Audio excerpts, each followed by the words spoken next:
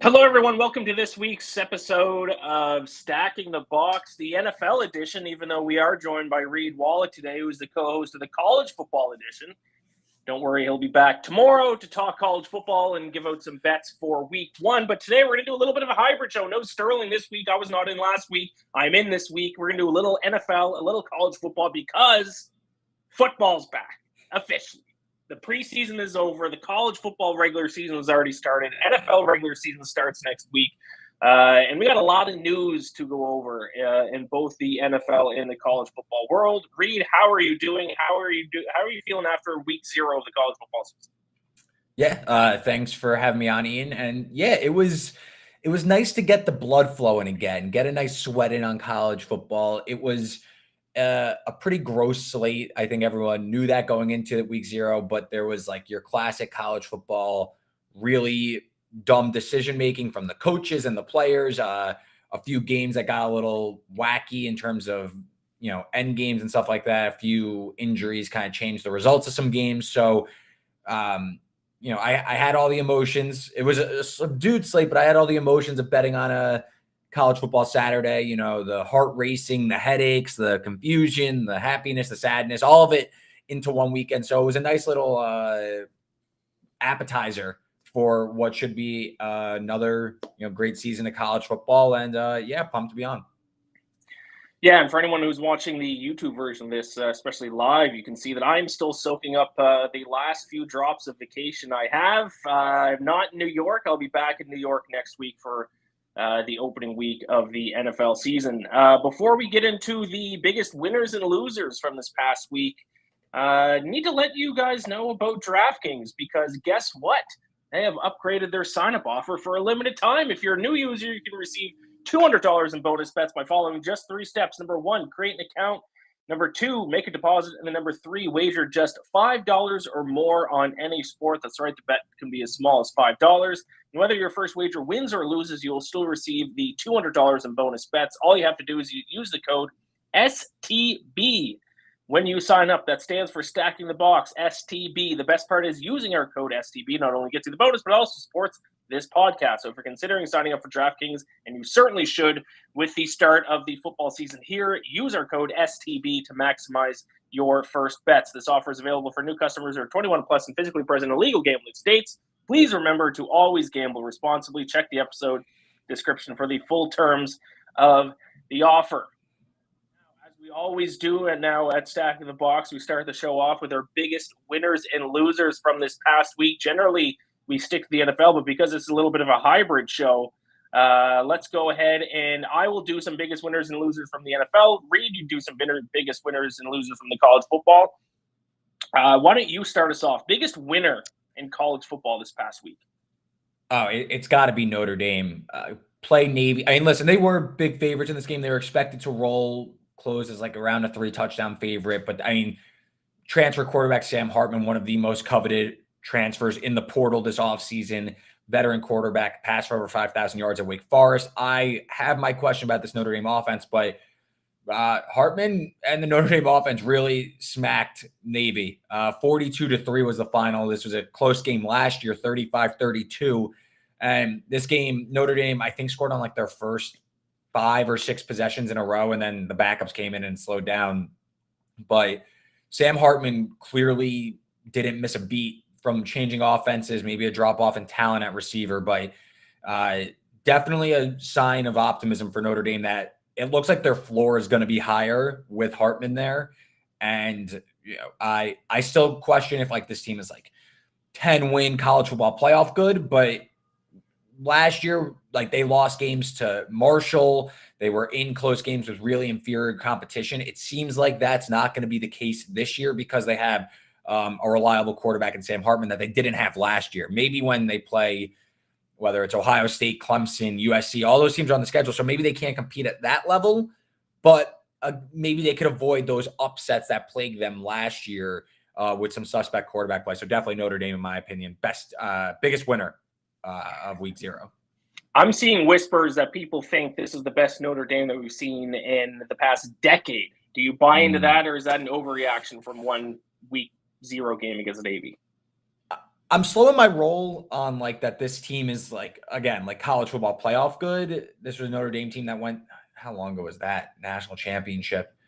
I can't even remember. 2000. That was Monte Teo year, wasn't it?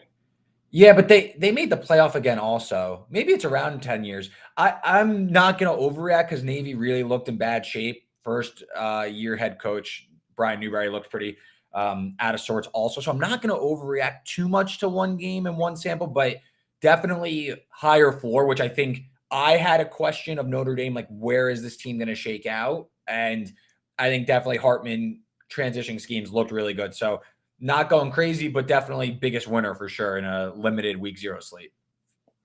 All right, my biggest winner for the NFL is just rookie quarterbacks in general. They have all now officially been named the starter. I think the only one that was still up for debate was C.J. Stroud. And they all kind of had their best performance, especially Stroud and Bryce Young in the final week of the preseason. So that's good news for them because Stroud especially did not look good in the first 2 weeks of the preseason. He finally threw a touchdown in week 3 of the preseason. Bryce Young had some issues. Looks like there might be some issues with that offensive line in Carolina, but he had his best performance in week 3 of the preseason. Anthony Richardson obviously will be starting. That was already announced. So I'm just going to say overall, a good week for rookie quarterbacks. I think I'm going to count them as the winners. We'll see what happens in week 1. Bryce Young obviously gets to go against my Falcons in week 1. Feeling pretty good about that matchup. But overall, I'll say my winners for the NFL this past week, rookie quarterbacks. Let's move on to losers. Reed, who's the biggest loser in the college football world this past week? I'm going to go with UTEP. This was one of the more infuriating games on the week 0 slate. I wasn't super high on UTEP coming into the season, but really bad coaching decisions left and right. They went for it 4th down at one point in the first quarter, went like rugby style formation, and it was a disaster. They lost like 5 yards. End game down 3. They were really moving the ball pretty well in the second half. Down 17-14. Probably should have more points than that anyway. 3rd and 1 at like around the 30. They throw to the end zone, about like a 30-yard pass, doesn't work. And then on 4th and 1, they opt to pass again. And quarterback Gavin Harrison looks off the wide open guy, like 5 yards in front of him, looks him off, throws an incomplete pass, and they lose. With like a minute left. Again, pretty simple in my opinion to just sneak it, pick up the first, or even like settle for a field goal if you really feel the need to. Just really bad coaching, bad decision-making, really concerned. I saw a lot of love for UTEP in Conference USA. Like people were taking them over the win total, which was 5.5, win the conference at like a double-digit number. That was a conference game they just lost against the Jacksonville State team. It was their first FBS game in school history. I think Jacksonville, like they were a really good FCS team, so it's not like they are like really, really bad, but they did not look good at all. And to lose a game like that in a crowded conference, that's gonna hurt because that was like a pick'em game. You get like, I imagine the people that bet them to win the conference were expecting like, oh, they're gonna win this game on the road and like jumpstart a pretty good season here. That's tough. So I'll say UTEP, a team a lot of people were on. That's probably the biggest loser from week 0. But it was a limited slate, so I don't know if like you have to make too crazy, but that's one where that hurts you. UTEP, a team that had higher expectations and kind of laid an egg, in my opinion. My loser of the week for the NFL, this one's probably pretty obvious, the Arizona Cardinals. I'm going to talk about this a little bit more later in the show here, but the Cardinals, everyone kind of knew Kyler Murray was going to be healthy to start the year. Rumors he might not play at all this year. But they thought Colt McCoy, veteran backup quarterback who's had flashes of success as a starter in the NFL, was going to be their starter week 1. They released him. Joshua Dobbs, most likely to be their starting quarterback, a guy they traded for last week. So he'll be in the Cardinals facility for about 2 weeks before making his first start with the team.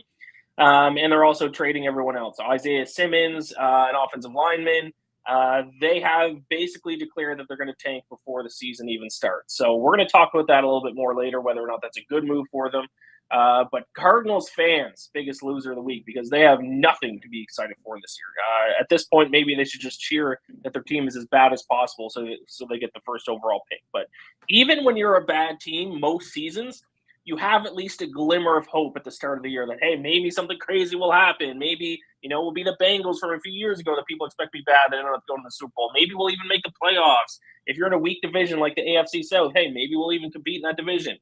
Cardinals fans don't even have that. They got the week 1, week 2, week 3 hope just ripped from their hand before the opening kickoff even happened. That sucks. I feel like Arizona is going to go like they're going to win like 4 or 5 games this year, which like that's not expected anymore. Yeah, I feel like maybe I'm just like zagging just to zag, but yeah, like week 1, I think like a lot of survivor picks are going to be on the Commanders. Yeah. Big favorite against Arizona. Yes. Weird things happen in the NFL. I don't know. I feel like Arizona might be like by accident more frisky. Like even what was the Texans, the Bears, they won what, 3 games last year? Yep. Like, I don't know. I just feel like the gap is so low, or the gap is so small between a lot of these teams nowadays that you could stumble into a win or two.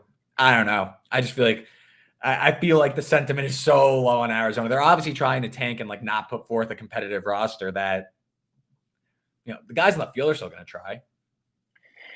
Yeah, I'm just looking at the though. Like they suck, but yeah, the win total over at DraftKings, I believe. And by the way, if you go bet at DraftKings, sign up using code STB. Yeah, their win total is even dropped from 4.5 down to 3.5 over at DraftKings. The under still plus 120 to go under 3.5 wins.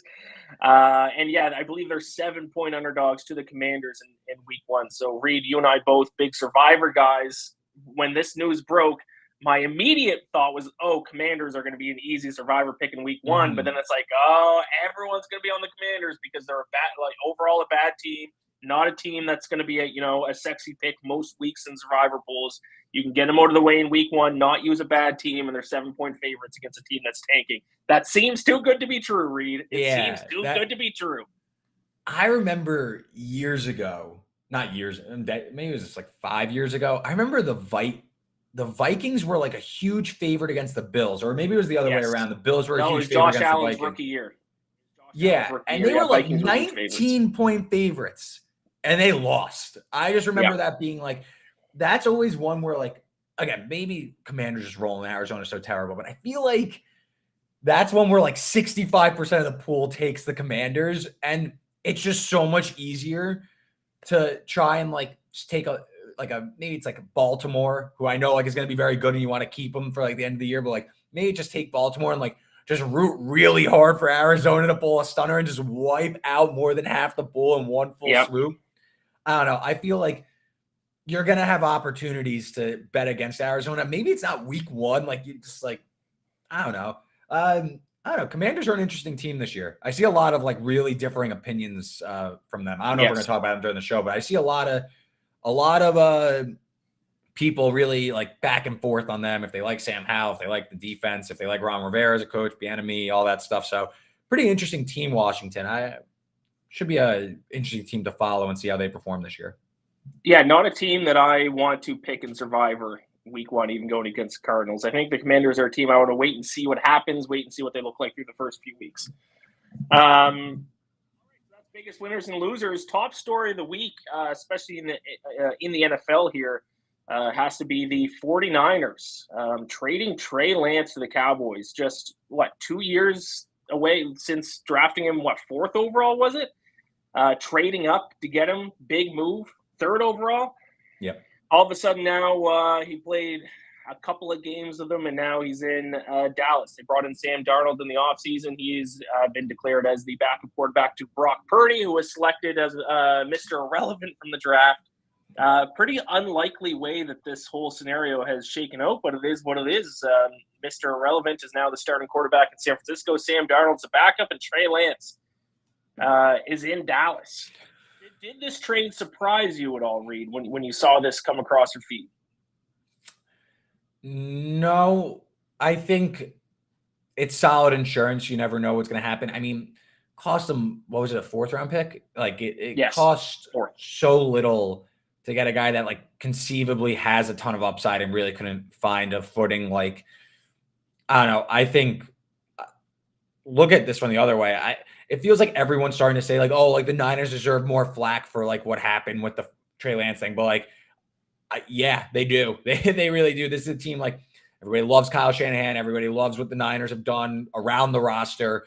And like, oh, look at how great they are that like they make a Brock Purdy, Mr. Irrelevant, look good. And like, they still go, and Jimmy Garoppolo, even like they go to MC championship games. Yeah. Like, imagine if they didn't mortgage their future to go trade up for Trey Lance, who was known as an unproven commodity and a wild card. And what if they still trade up and they took Justin Fields? I think the Niners probably have a Super Bowl by now, in my opinion. I just think, I think the Niners really bungled this one, and to get a 4th rounder back, that sucks. I don't think I wasn't that crazy about Trey Lance when he came out. Maybe he catches on here in Dallas. Maybe Dak gets hurt again and a spot opens up for him. But I don't know. I feel like I know like Dak seemed like pissed and whatever, but like, is it really that big of a deal? It was like a flyer. It's like taking a disgruntled asset. The Giants did. I know it's quarterback, so it's more buzzy, but like Giants took a flyer on like Isaiah Simmons, who I think was in the same draft. Like, just like value, just like, I don't know, worth a shot. Worst case, he sucks and you don't pick up his 5th-year option and he's a free agent. That's that. You lost a 4th-round pick. I think part of the reason why the quarterback room was upset is this Will Greer is now released. And I think he was a popular guy in that locker room for one reason or another. I saw some reports about that. But in hindsight, Reed, I don't know how we didn't all see this coming. Like this, Trey Lance threw 99 passes in high school, only 318 attempts over 3 years with North Dakota State. How did this guy end up going 4th overall? It seems so obvious in hindsight. Was it just his workouts? Was it the talent? Like what made all of us get seduced by this guy to think that he was worth a 4th overall pick? Probably his traits and his tools. And I mean, especially when a team like the 49ers trades up to conceivably get him. I mean, this is a guy who's, 6'4", showcase some mobility, at 6'4", 225 pounds, showcase some mobility as well. Maybe Kyle Shanahan and John Lynch got like, seduced into like the limited tape and like maybe a few workouts that they could run. And the Niners offense in itself is one of the more unique offensive schemes in the NFL. So maybe that's like Shanahan was like, all right, this is like the mold of who we need. And this is what we could do. And it's funny because since getting to the NFL, Justin Fields, who I just looking at like the draft class, like Trevor was off the board, Zach Wilson was off the board. So now, Justin Fields and Trey Lance to me are the natural comparisons. Fields has showcased a ton of mobility and a big arm and really just have been devoid of weapons and a stout offensive line. I just think he's the perfect fit for that system. I thought it at the draft also. I thought the Niners should definitely take Justin Fields. Seems like Trey Lance is more of like a toolsy guy. And we see this in the NFL draft all the time. Like Will Levis, like look at his arm strength. Like he like threw what he do, like 60 yards, like on his knees. And he was looked at as like a top 3 pick this spring. And then he falls to the 2nd round. So, beauty in the eye of the beholder. That's kind of just it. I don't know if Trey Lance is really getting off the ground. He's still young. Was he 24, 23? So he's still young, born in 2000. Correct. That's crazy. But yeah, I just. One thing I hate doing is looking at the year of birth of rookies and young guys in the NFL. And it's like, this guy was born in 2002. He's now one of the best players in the NFL.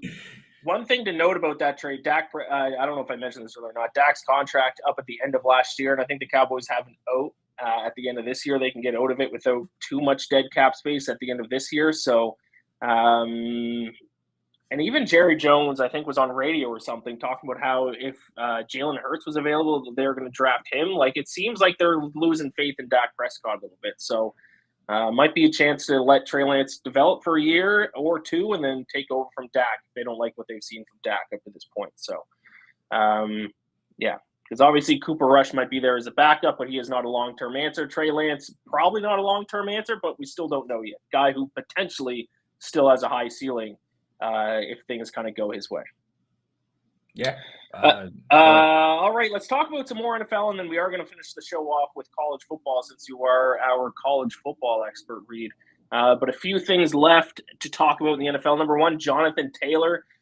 Today is the last day that he can get traded. I really hope that he was going to get traded before we went live so we could talk about that a little bit.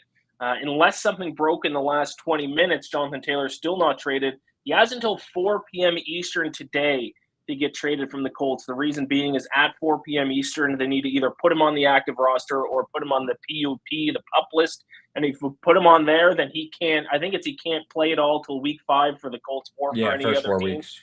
Right. So it kind of shuts down any chance of him getting traded before the season starts. So If a trade is going to happen, and it's probably going to happen today before 4 p.m. Eastern. There's been a couple teams that have been in the mix. The Dolphins apparently have already made an offer that got rejected, and there's apparently another kind of surprise team that hasn't been revealed that came out of the woodworks either last night or this morning in the mix for Jonathan Taylor. So a lot of insiders think that it's more likely he's going to get traded than not get traded. But the clock is ticking. We got 3 hours and 40 minutes left until the deadline. Does he get traded? Yes or no? No. No, I don't think so either. I don't think so. Well, where is an offer coming from for Jonathan Taylor? Like, don't even tell me the team. Just tell me what situation is a team feel the need that they need to give up what I assume what was it? Irsay said like he wants like a first round pick for Jonathan Taylor or something like that.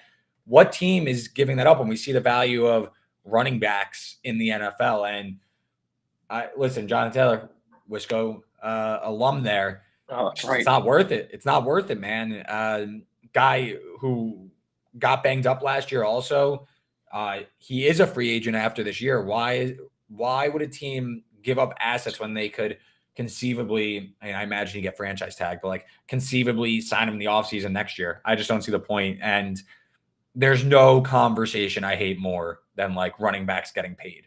It's the worst. I think it's like such a nonsensical argument. It's just like economics. Like it's like the value of a position. Sorry, like right. You could draft one in the 7th round and they tend to far outproduce someone on like a big contract. So I just like, I don't care. I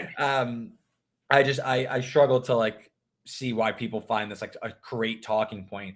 And I don't know who's going to really meet the Colts asking price. If the Colts significantly downgrade their price and they want like a 3rd, 4th round pick for Jonathan Taylor, maybe like a player, sure, then maybe it gets done. But I don't see that happening, especially by like today's deadline. Yeah, and like I said, the Dolphins are the one team that have made an offer, is already rejected, and they're going to come back and try to pay even more. I mean, if that offer was rejected, I mean, how far away were the two sides too? Because I think the Dolphins really are the only team that kind of makes sense for them. That talented team, but kind of don't really have a great running back room. I think Raheem Mostert is their starter right now. They got a rookie right now who didn't have a great preseason. The other team was the Eagles, but like, why would the Eagles like make a big move to get Jonathan Taylor when they just got DeAndre Swift? They already got Kenneth Gainwell, Boston Scott, a pretty loaded room there. I think it's Dolphins or nothing. And if their first offer that they did make confirmed was rejected, are they going to come back and now, increase that offer by even more? Probably not. Probably not at this point in between the preseason and the regular season. So I think we agree, but hey, maybe things will change, and maybe before the show is even out, maybe there's going to be some breaking news. But like I said, 3 hours and 35 minutes now until Jonathan Taylor can get traded. Doesn't look like it. We both agree about that. Cardinals tanking. We already talked about this a little bit. Release Colt McCoy. Joshua Dobbs probably going to be their starter for week 1. Looks like it. My question for you, Reed, is if you are a team that you're going to have a bad season, your starting quarterback is already going to be out for a period of time. You just got a new head coach. You're clearly rebuilding. Is it best to just figuratively tank the year before it even starts to try to get that number 1 overall pick? Is that a good move, or should you give it a few weeks to see if some kind of miracle can happen before you throw in the towel? No, I think this is fine. I don't have like a strong opinion. By the end of the year, the bottom falls out on these teams that like can pivot. Like there's enough time in the season. I think if the Cardinals would have kept Colt McCoy, that's fine. I think they weren't going to win many games anyway. I think this move is being a little overblown in terms of like the impact Colt McCoy had. I mean, Colt McCoy at the end of his career anyway, he's a career backup. Like him versus Clayton Tune, I don't see, or even Josh Dobbs at this point. Like I don't see much of a difference between the three. I think the Cardinals are going to be pretty bad anyway.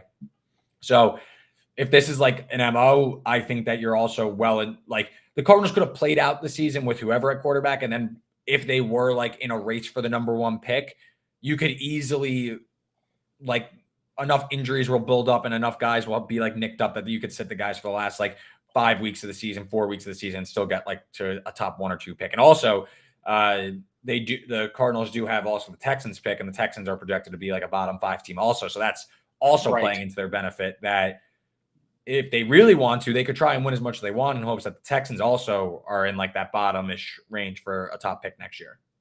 Great point. Hunter chimes in the chat. Big move from Rap Sheet. The Broncos are trading for Saints kicker Will Lutz. Back with Sean Payton. Wow, what a move. Get your Super Bowl bets in now in the Broncos. We all know there's nothing more important than the relationship between a head coach and a kicker. Yeah, Will Lutz he was banged up last year, I think, but Will Lutz used to be like all reliable. He's probably gonna Of course. like the altitude in Denver. I think we're gonna talk about the Broncos in a little bit though. Yes. Preseason now officially in the books. Reed, I know obviously you've been kind of paying closer attention to college football with you being the college football guy, so I'm not going to, unless you have a name, I won't put you in the hot seat here. But I did want to give out my MVP of the preseason. It's a guy I've talked about on the show already, basically every single week of the preseason. A guy who was a big name heading into right after the Hall of Fame game, and he did what he had to do to get the backup spot in Cleveland as a quarterback, and that's Dorian Thompson-Robinson, who he was up against it because he had to compete with Kellen Mond and Joshua Dobbs that we just mentioned, who's now in Arizona. There was 4 quarterbacks in that room, 3 guys battling for the backup spot, and he beat both of them. They released Mond, who I think they re-signed and is now might be, I think, on the Browns practice squad. And then Dobbs, they traded to Arizona. So it's good to see a guy moves in the preseason, impress coaches. And listen, I've mentioned this before on this show, NFL preseason training camp, and even like the starters that we talk about on these shows when we're trying to evaluate teams, that's such a small portion of players who are actually in the NFL. The large majority of players are guys who are just competing for backup roles, for a paycheck, to be able to play the sport of football for a living. So when you see a guy who probably heading into training camp, people probably expected that he'd be a practice squad guy, ended up exceeding expectations, and now he is the number 1 backup behind Deshaun Watson in Cleveland. So feel-good story there, product out of UCLA. Read any thoughts on Dorian Thompson-Robinson? Yeah, the real ones knew that DTR was legit. Very familiar with DTR. Dual threat, absolutely electric. I'm pumped that he won this job and that he's not that like I'm rooting for an injury, but that he's an injury away from being a starting NFL quarterback. He's the backup to Deshaun Watson. I absolutely electric player. Really pumped that was able to shine in the preseason and win the job. Like you said, I just think he gives the Browns for sure a ton more upside when he's in rather than like Kellen Mond and Josh Dobbs. Like those guys, I think we know what they are and who they are. DTR, I think, with his ability to take off, run, pretty big arm also. He's super athletic. I think definitely gives the Browns a lot of insurance behind Deshaun Watson, in my opinion. Yeah, and I will give a shout out to another preseason MVP is Aiden O'Connell with the Raiders. Now, I don't think he won the second string job, or I don't know if it's been announced who they're going to go as the backup there, but he had a little bit of a tougher challenge with Brian Hoyer having history with Josh McDaniel. Brian Hoyer is like the prototypical backup quarterback in the NFL. But Aiden O'Connell, the Raiders completed, I just saw this, the Raiders completed 71% of Aiden O'Connell passes during the preseason. So he also had an extremely impressive preseason. If he doesn't land with the Raiders, or even if they have to put him through waivers, like I said, haven't looked through the Raiders situation here. If he's not going to end up there, he's going to end up somewhere else. He was that impressive throughout the Raiders, throughout the preseason. So honorable mention, Aiden O'Connell for preseason MVP. The other storyline from the preseason, before we kind of put a bow on the preseason and move on to the regular season here, storyline I've been following closely, Rourke, arguably the greatest Canadian quarterback in football history, finally got a shot in the NFL with the Jacksonville Jaguars. They waived him yesterday. That's disappointing, but he's another guy who had little to no shot of winning the backup role with CJ Beathard there in Jacksonville. They just signed him in the offseason to a 2-year extension to be the Jaguars' backup quarterback. He was waived despite also having an extremely impressive preseason. Probably the highlight of the preseason when he threw that touchdown pass against the Cowboys. He completed 23 of 35 passes for 348 yards. And 1 touchdown, and then he added in a rushing touchdown as well, I believe. So likely what's going to happen is they waive him. If nobody picks him up, he'll end up being their practice squad quarterback in Jacksonville. He's good enough to be at least a backup in the NFL, though. I was on Nathan Rourke before anyone else was on him. I tweeted last summer, I said, this Nathan Rourke guy is going to be in the NFL the next season in 2023. He'll be a practice squad guy, so I was kind of right. Okay. Listen. Nathan Rourke, keep an eye out for him. Yeah, I'm drawing a blank on what school he went to. I see it Ohio. in my head, too. Yeah, obviously, because his brother Curtis Rourke is there. Really good quarterback. Yes. Definitely a higher upside. Like, I think Curtis Rourke, like, drafted next year. But besides the point, you always root for the Canadians. I got a soft spot for you and the Canadian Brotherhood there. So we'll see how it goes for Nathan Rourke. The pride of Victoria, British Columbia. Curtis born there as well. Curtis, for some reason, born in Oakville. I don't know what the story is there. I guess maybe their family moved around a little bit. But 2 Canadian quarterbacks. Watch out. We're taking over the NFL. All right, that's basically it. That's all I have to say about the preseason. Before we get into the college football read, I do want to get your official pick on this now that we are just over a week away from opening kickoff, and that is our favorite win total bet for the upcoming NFL season. We're both betting guys. We will both be betting on football this coming season. So curious what your favorite over-under win total for the 2023 NFL season is. It's the Denver Broncos under 8.5 wins. I don't like, I'm going against conventional wisdom that like you shouldn't overreact to preseason and you shouldn't really take away anything. But I watched the Broncos play the Cardinals and Russell Wilson played, I believe, like a majority of the first half, if not the entire first half. And he still looked pretty slow.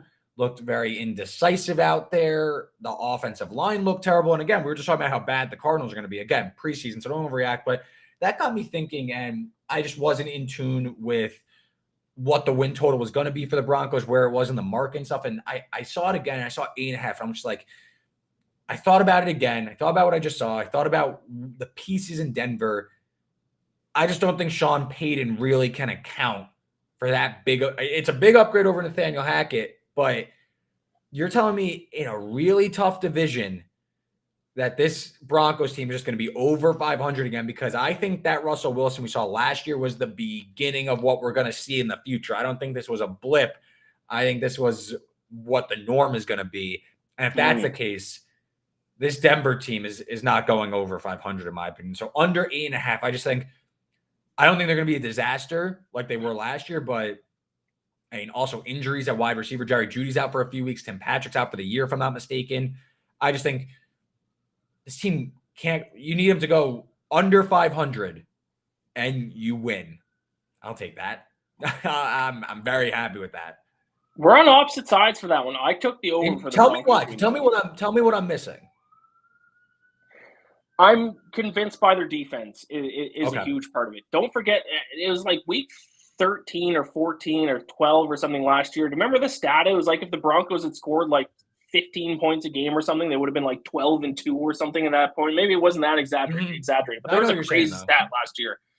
So their offense doesn't need to improve if their defense can play as well as they did last year, and that's obviously a big if. Up until the last 5 weeks, they were like the best defense in the NFL. If their defense can play as well as they did last year, their offense doesn't need to be the best offense in the NFL. Their offense just needs to be an average offense, and they can win a lot of games. So I'm not saying Russell Wilson with Sean Payton is all of a sudden going to turn them into a top 5 or maybe not even a top 10 defense. But if they even take 1.5 steps forward from, because they were abysmal offensively last year. They were they were funny to watch. It was actually hysterical to watch the Broncos offense last year. If they improve by a little bit, and I'm not saying they're going to win 12 games, 11 games, 10 games. I think 9 games is doable. That's fair. I again, it's more just, I don't know. You're real. We'll see. I went under. I agree with you that the defense, you make a fair point with the defense maybe driving this. It's more just the division they're in, AFC West. Like, that could quickly be, and it's a division game, so maybe they win, but like 3-4 losses right off the bat. Yeah.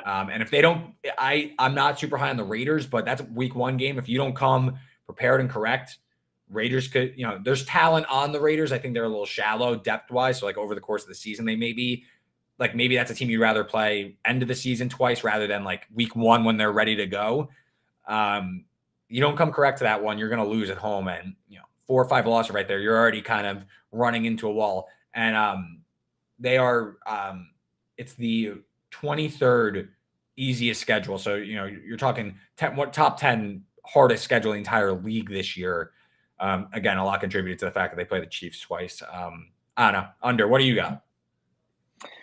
And I will say the odds have actually changed on that over the past month, because I bet the over at plus 105 down to minus 105 now. So actually now is a good time to bet the under.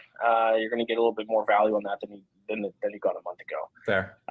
My best bet is also an under, and it's one that I've talked about in the past with the Chicago Bears. Reed, I think we agree on this one, because it's the Chicago Bears team that won 3 games last year, and now their total is all the way up to 7.5. So for them to go over the win total, they need to improve by 5 wins this year. For a team that in the offseason, basically, I mean, their biggest move was signing DJ Moore. Now Justin Fields is going to be an MVP candidate now that they have DJ Moore. I don't believe it. I don't see it. This team was the worst team in the NFL last year. I think they'll be one of the worst teams in the NFL again this year. An over-under win total of 7.5. And I think of all the win totals, I think this one is one of the, if not the biggest difference between last year's wins and this year's wins. The other team that kind of went the opposite direction is the Vikings, who won 13 last year. Their win totals at 8.5 this year. But for the Bears to improve by 5 wins this year, I mean, I know the NFC stinks overall, but still, I can't see it. I'll take the under 7.5 wins on the Bears. That's the easiest win total bet to me on the board. If you didn't have this one, I would have put it as mine. That's how so I'm with you here on the under. Again, it's similar to the Broncos. Like, I'm just expecting such a leap. I kind of see with the Bears, obviously different reasons, different situations, but it's a team that was one of the worst in the NFL last year, and you're just expecting them to take this giant leap, and it's kind of built out of like an expectation that Justin Fields is going to take this leap and become an MVP candidate. And like for the Broncos, it's that like Sean Payton's going to revive this Broncos team. Those are like not proven things. It's like it's an idea and it could happen, but it's not like this is like a fact. Like it's not like also it's not like if the Bears went out and signed 5 Trent Williamses from the Niners or traded for him, then like, yes, I'd understand. Like the Bears, they have a tangible leap in them. So I think this is completely built off the fact that Aaron Rodgers left the NFC North and that the Vikings are seen as like the biggest like regression candidate, like you noted, 8.5 win total. I think it's baked in the fact that people think the NFC North is up for grabs and anyone can win it.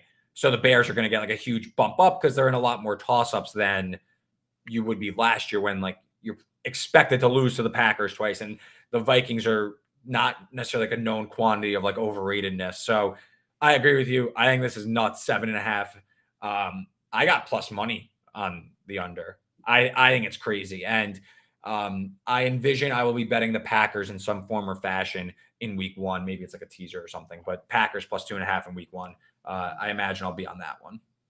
Yeah, you can bet the Bears under 7.5 wins right now, plus 110. Yeah. Available out there. Love that. Yeah, thank you. I did my first fantasy football draft last night, and Justin Fields was the 4th quarterback taken off. Oh my God. Jalen Hurts, Patrick Mahomes, Josh Allen, and the 4th quarterback taken was Justin Fields. I almost fell out of my chair. Was it a Bears fan? That's the only explanation. I don't think so. I don't know the guy personally, but I don't think so. I don't think that's what it was. I think he's just one of those guys who just thinks he's going to win MVP this year. No. That guy's going to come in last. Lamar Jackson still on the board? No, I'm going to take Justin Fields. Joe Burrow, Justin Herbert? No, give me Fields. It's like the first take Max Kellerman, like fate of the world on the line. I want Iguodala. I want Justin Fields. yeah, exactly. All right, let's switch over to college football to wrap up the show here. As we mentioned there a little bit, college football week 0 in the books. Small slate, but games still happen. But my big thing that I want to ask you about, which I didn't even know was being implemented this year until I saw people talking about it, because I'm obviously not a huge college football guy, but the new rule with the clock. Can you explain that to me a little bit? And did it have an effect on this past week's games? So to explain it, the college football looks more like the NFL now. It used to be where a first down, you'd stop the clock at any point in the game. The clock would stop, they'd reset the change, and then the clock would start running again. So you'd be able to run more plays, obviously. Game's a little bit slower. And the NCAA this year decided to go more college runoff where they only stop the clock first down inside the last 2 minutes of each half rather than the entire game. So small sample size. It was about expected that this would be, but 5 fewer plays last week compared to the average last year was like something a little over 63 versus a little over 68 last year.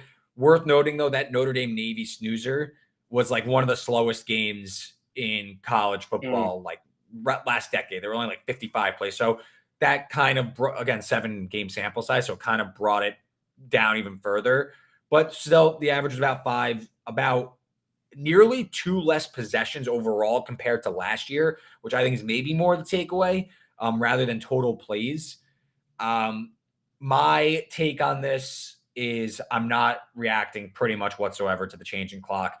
It was only a drop in 5 total plays. And unders, if you're talking from like a betting perspective, 4-3 to the under in the 7 games. And I think that a few of those games probably should have went over with a few better decisions or like injuries or stuff like that. You know, you talk about UTEP Jacksonville State, a lot of empty drives there that were in plus territory. The Ohio game, starting quarterback, we're just talking about Curtis Rourke, got injured in the late first, early second quarter, really stopped the scoring there. So I think don't overreact. Like my own anecdotally, I'm on like a handful more overs than unders this week. I'm not really reacting to the play call change. Viewer wise, though, I don't really like it. I think college football is unique for a certain reason. I think the long games and the clock stopping, like that's what makes college football great and chaotic. It's like, more opportunities for comebacks and stuff like that. The clock's always stopping. So it's definitely a change of pace. And like, there was also like not that much. The games ended like 10 minutes faster. It's like for more commercials and stuff. It's super lame. But yeah. Yeah, that was my big takeaway from what I saw, that I thought the idea of this was to speed up games a little bit, but then it's mostly they took the same amount of time. So now they're just cramming in more commercials. Exactly. Mm-hmm. That's what it is. And that's kind of one of my biggest issues with college football to begin with, is I always felt there, and maybe I was wrong, but I always felt like there's way more commercial breaks in the NFL. Am I crazy for thinking that? College football games are like decidedly longer. Halftime's 5 minutes longer in college, and the games are like notably slower. Like there's always like on Saturdays, like when you have like your ESPN like quadruple, whatever, quintuple header in a row, you always like you could miss like the entire first quarter of a game. Like you have to like tune into ESPN news. Like that was pretty commonplace in college football, not as much in NFL. NFL is typically, you'll have like 1 or 2 games that goes like the long one, like into like, your 4:15, 4:20 window and stuff like that. But college is like regularly, you'll see like a 4-hour game or something like that, like real time. And this is just what college football is now. A lot of like moving towards like a more national product that I think is starting to suss out a lot of the fans of the sport, in my opinion. Hunter says primetime college football games have the most ad breaks. Yeah, longest game. Usually when I watch college football, it's primetime games. That adds up. It's the longest game's runtime, so it makes sense that there's more commercials. But with this new rule, you're not really seeing a drop off in the pace of play. It's more in the commercial breaks because like the drives are still ending, you still go to break and stuff like that. Any other takeaways from week 0? I know we've covered most of it. I don't think we mentioned USC at all. USC with a big win over, who was it? San Jose State, I believe. Mm-hmm. Any big takeaway from that game, or any other takeaway from week 0? My only takeaway from USC in week 0 is that their defense still sucks and they're not going to make the college football playoff. I don't care how good Caleb Williams is and this new freshman, Zach Branch. Defense still terrible, and that's going to be the MO all year. Is that a Lincoln Riley thing, or is that just a USC talent thing? Lincoln, they have plenty of talent. They've raided the transfer portal for talent, and Lincoln Riley continues to employ his defensive coordinator, Alex Grinch, who is kind of the mastermind behind this failure. I mean, this was a team that was like bottom 10 in most advanced defensive metrics, and I expect this year they're going to be towards that again, and that's going to cost them when they have a pretty rigorous back half of the schedule. They're probably, they'll be very good. They'll win like 10 games, but they're not college football playoff good. The Grinch that stole defense. All right, let's move on to no, it wasn't even worth it. Let's move on to week one of the college. That was a bad joke. Week one of the college football slate. I know, obviously, you're going live tomorrow. Is that noon tomorrow as well for college football show? We are live with Cody Williams. We are live at 3:00. 3:00. So a little bit later in the day. 3:00 Tuesday. You and Cody Williams. So I don't want you to give away too much. But give us NFL fans who are obviously we're going to be looking for some football to watch this weekend. Still 1 week away from the NFL starting. Give us your top 3 games to watch for week one of the college football slate. Yeah, it's a Labor Day weekend, so kind of a unique schedule. It's also the opening week of the season, but you have a handful of Thursday games, Friday games, obviously a lot of the games on Saturday, but then you have a handful on Sunday, and then there's one standalone game Monday. So for you NFL heads that are going to be tuning in, the Sunday night game, LSU Florida State, is going to be an absolute banger. These are two teams with college football playoff hopes. I believe like this Jaden Daniels, the LSU quarterback, is the second choice to win the Heisman. Jordan Travis, the Florida State quarterback, is like the 4th or 5th choice. So this is like a high level game. These two played last year in same spot, week one, Labor Day weekend, Sunday night. Florida State won on an LSU missed extra point. It was absolutely crazy. These two meet again. LSU's a small favorite. Lot of future pros on both sides of the ball. I think it's gonna be a really exciting game. I think both offenses have an avenue to success, and I think could run the ball and also hit some chunk plays down the field. So definitely one to keep an eye on. And then also is Baby Gronk going to be there with Livy Dunn? I don't know where he'll be rizzing up Livy, but I know that he will be rizzing up Livy Dunn, whether it's at a watch party or it's I think it's in Orlando in the stadium. I wonder if ESPN will cut away to him. Yeah, great question. All right, moving on. Next game. Clemson Duke. This is the only game on Monday night. Clemson on the road at Duke. Duke was like this super feel-good story last year under our first-year coach, Mike Elko. They won 8 or 9 games. Like, this is a Duke team that's like regularly won like 3 or 4. So huge jump in expectation. Clemson is like my favorite team, like heading into the year in terms of like betting. Ooh. I think that this team is like going to go undefeated in the regular season, have a Heisman finalist, and go to the college football playoff good. I don't know if they'll win it all, but they're, to me, one of the top 4 teams in the country. Clemson's laying a big number on the road against Duke.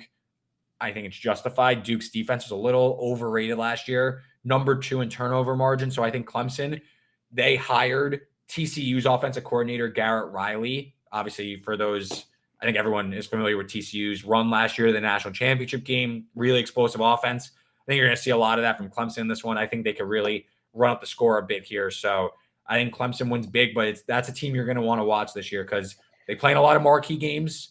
But I think like they're justified that they're in those marquee games for a reason that they're like college football playoff good. All right. I like it. What about the final one? Yeah, if you want to, I don't know if like the NFL heads will be as interested, but if you want to watch like a good old fashioned random college football game between a team you might see at like the end of the year and like the Cotton Bowl or like the New Year's Six Bowl as like the group of 5 small school, South Alabama, Tulane Saturday night is the game for you. Tulane, of course, upset USC in that crazy Cotton Bowl last year. I believe it was on New Year's Day. They host South Alabama. To me, South Alabama being like disrespected in this game. South Alabama was really good last year. Arguably the best team in the Sun Belt, which is like arguably the best group of 5 conference in college football right now. South Alabama returns a ton on both sides of the ball. They go to Tulane, a team with a lot of hype after last year's Cotton Bowl win, but they lost their defense coordinator. They lost their really explosive running back, Tyjae Spears. Keep an eye on him in the NFL. He's backing up Derrick Henry now with the Titans. They lose a lot, and I think South Alabama's live in this game. Should be a lot of fun in that like prime time Saturday night slate. So South Alabama Tulane should be a banger of a game. Sneaky good on this week 1 slate. All right, love it. And if you want to hear more college football, like I said, tomorrow, 3 p.m. Eastern, you and Cody Williams breaking down some even more stuff. You going to be giving out picks on that show, or where's the best place people can get your college football picks for those of us bettors out there? Follow me on Twitter. It's right here if you're watching on YouTube at Wallach. And then also my bet stamp. Download the app wherever you download apps at RW33. That's where all my plays are in real time. I bet them, I track it as soon as I bet them. Beautiful. So there you go. That is our show, my friends. Thank you all so much for watching. Sign up for DraftKings Sportsbook. And when you do, use the code STB. You'll get $200 in bonus bets if your first wager is $5 or more. Does not matter if the bet wins or loses. So, hey, maybe bet some college football this week. And if you bet $5 on your first game, it doesn't even matter if it wins or loses, you get $200 in bonus bets. Follow me on Twitter at IanMacBets. Follow Reed at Reed Wallach. Subscribe to the channel. Give this stream a like. If you're listening to the audio version of this, rate and review the podcast. That helps us out a ton. Thank you all so much for watching. I'll be back next week. It'll be myself and Sterling back to preview week 1 of the NFL season. We're back, baby. Tune in tomorrow, 3 p.m. Eastern for Reed and Cody. Once again, thanks so much for watching. We'll talk to you next time.